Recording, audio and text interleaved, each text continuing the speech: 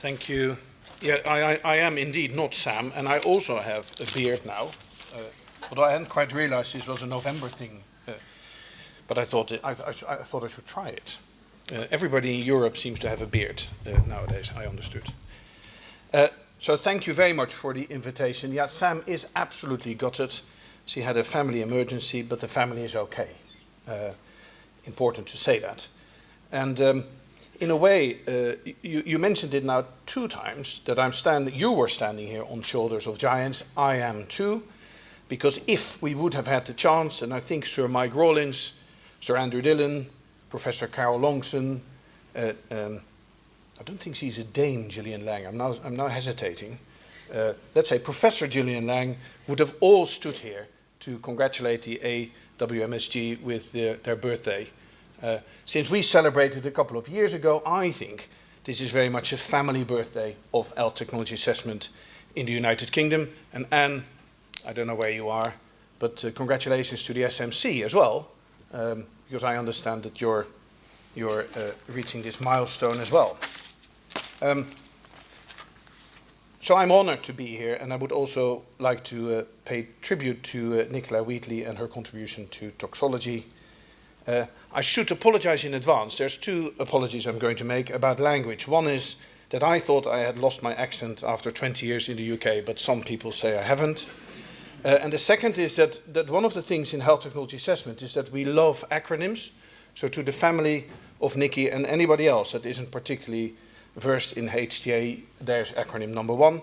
You will hear me say a couple of those acronyms here and there, but do call me out later if you want to.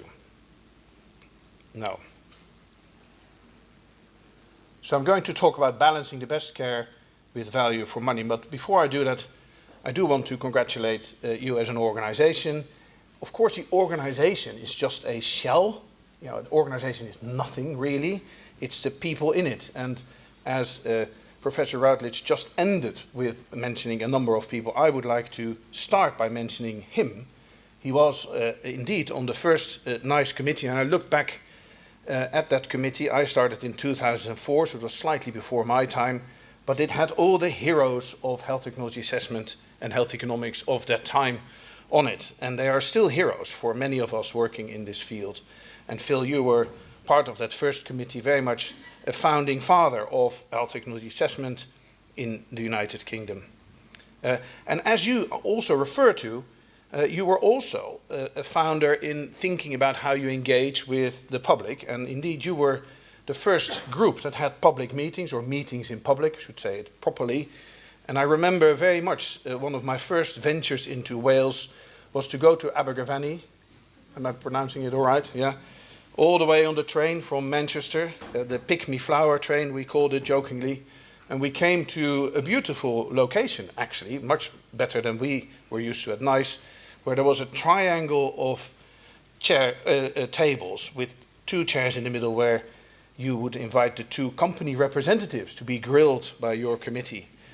So we learned 2 things. One, grilling of company representatives is a good thing to do, and I'm sure others would think that that's right, although we're much more accommodating nowadays. And second, of course, meetings in public. We were super nervous, but it was absolutely the best thing we've ever done as a group of organizations. And there aren't that many in the world that do it this way. I think that's very much one that we have adopted as a group.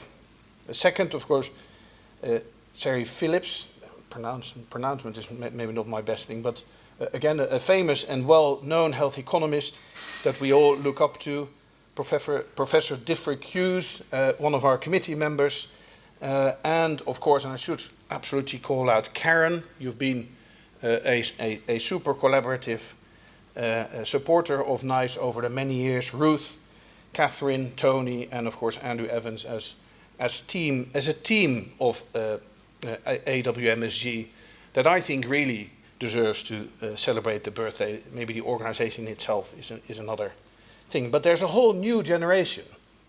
And I'm thinking, I'm standing here having moved on within NICE, but there's many that have moved on.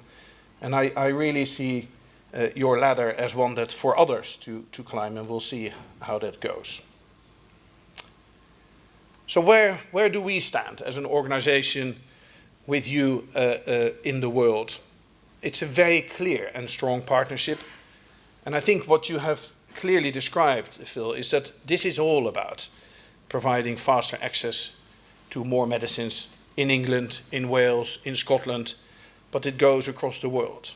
Health technology assessment is an important feature of getting patients access to medicines. And of course, the new treatment fund, as referred to earlier, is one of the ways to do that. I noticed that we've given you 3 extra days of timeliness, because both the minister and you mentioned 16 days. My team thinks it's 13 days. I didn't check that, so apologies. It must be 13 days. I'm sure it is. And of course, we're super proud, I think, as a nation, that we are so close to marketing authorization. It's really important for people to understand that this is a life cycle approach, health technology assessment.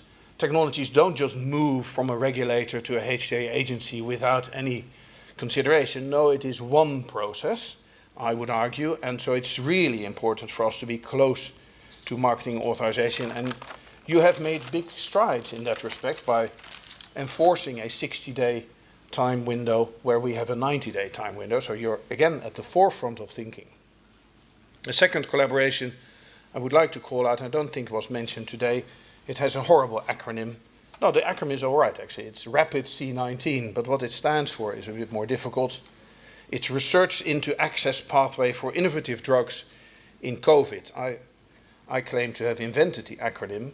The group that has been working in that space were not just the AWMSG, SMC, NICE, but also NHS England, the MHRA, and NIHR, and all in the period of COVID working tirelessly on getting the best evidence at the heart of decision making, a critical group that actually we try to stay behind the scenes, but we've been called out, I think, recently in the public now, and we're now an official group, although it was always relatively informal.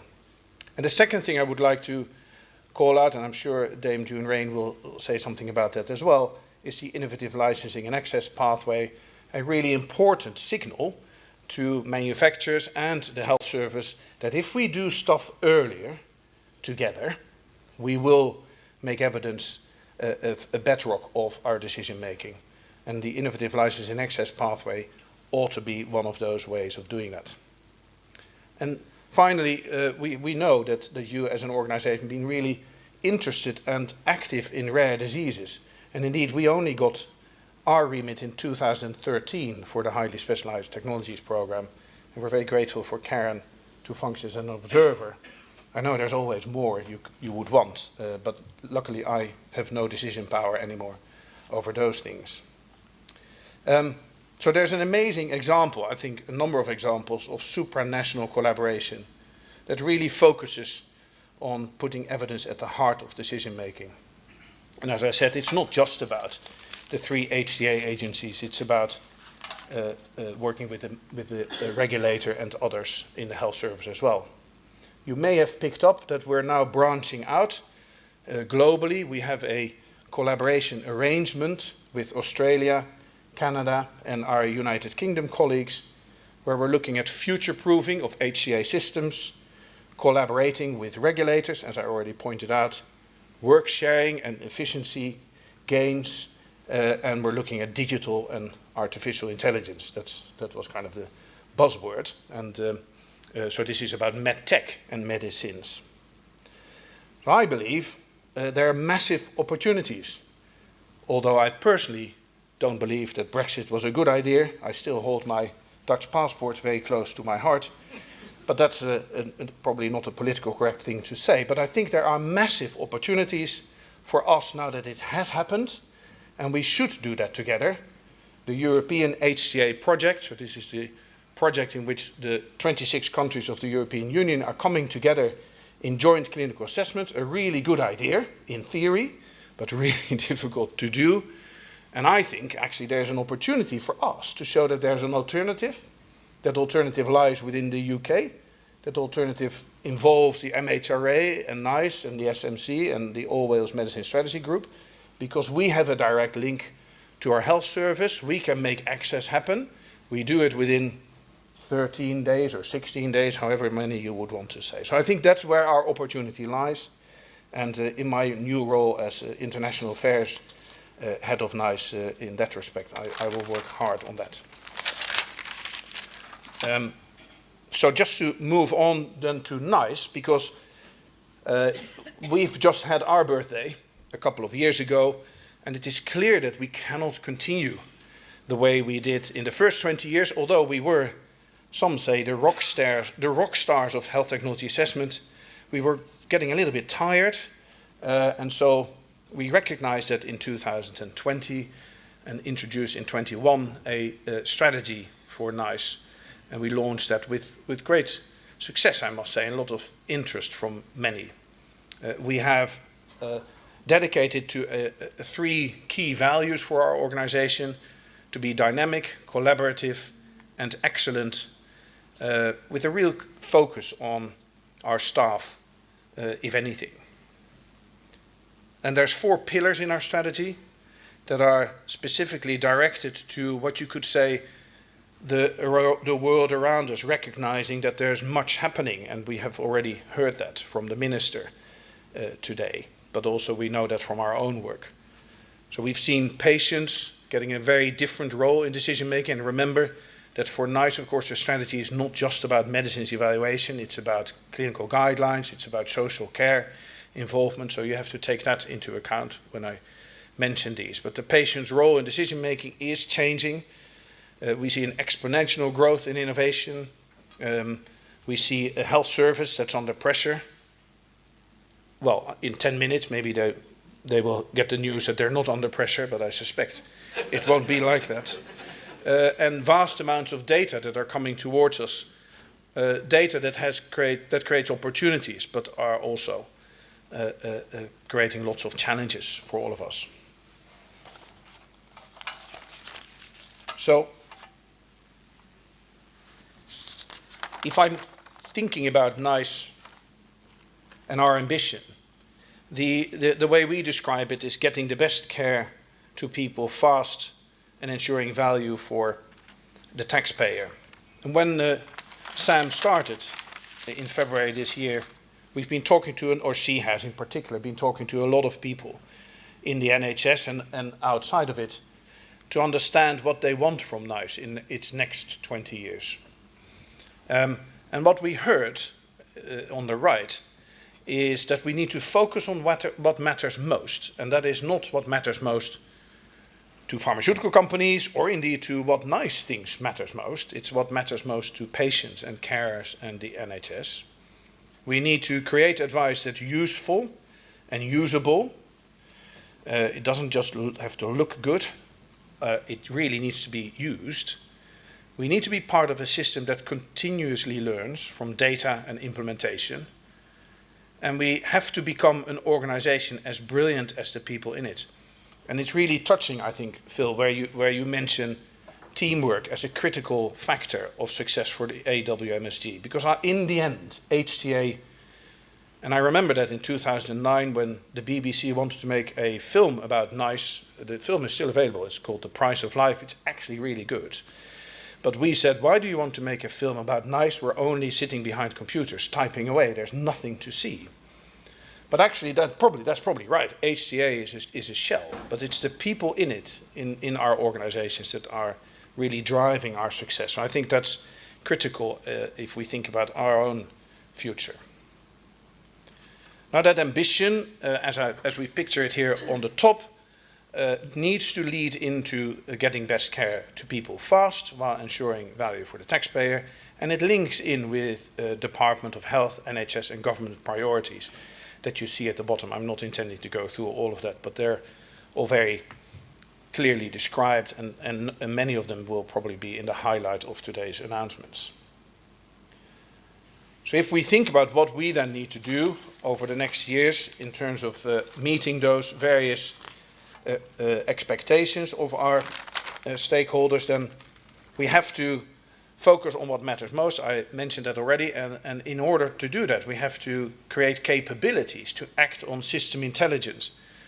So to go from a local topic selection activity by program at NICE, very siloed, technology evaluation, topic selection, diagnostic topic selection, medtech topic selection, guidelines topic selection, and not really connected to health system priorities, we need to go to an integrated intelligence function across NICE.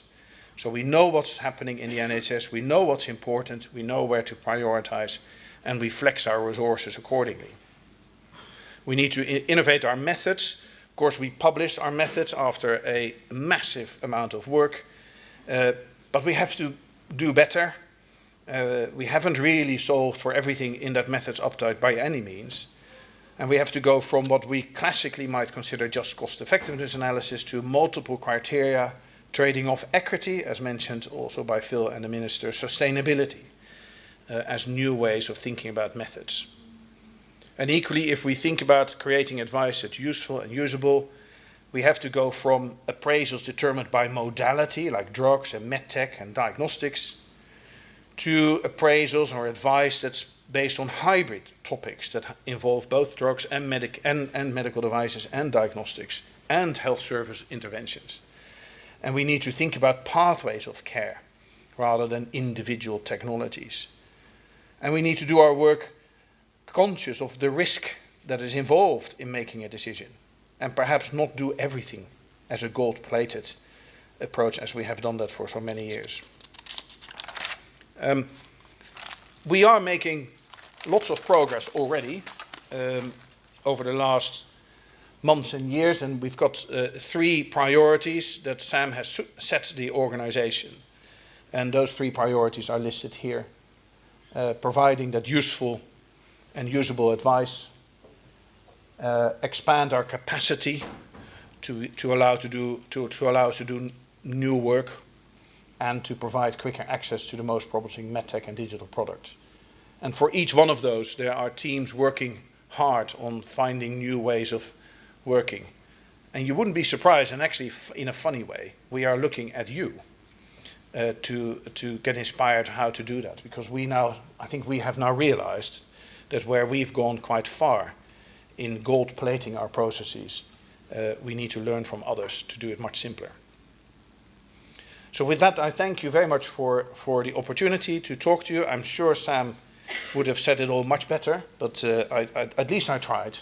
And we're allowed to fail nowadays in our organization, so let's see. You be the judge of that. Thanks very much.